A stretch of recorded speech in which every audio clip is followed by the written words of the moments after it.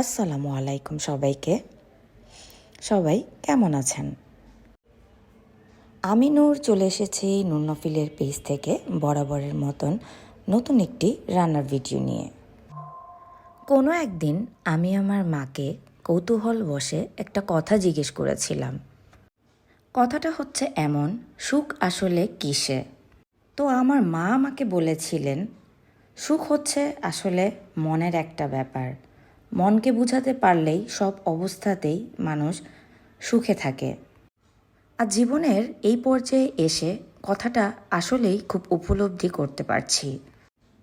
সুখ মূলত মনের একটি খোরাক। আপনি যত বেশি আপনার মনকে বুঝিয়ে চলতে পারবেন, আপনি তত বেশি খুশি এবং সুখ অনুভব করতে থাকবেন। আসলে আমার কাছে সুখ বলতে কিছুই নেই।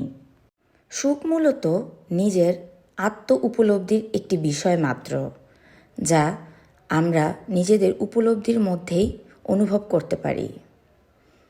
আজকে ভিডিওটি ভালো লাগলে লাইক কমেন্ট করতে ভুলবেন।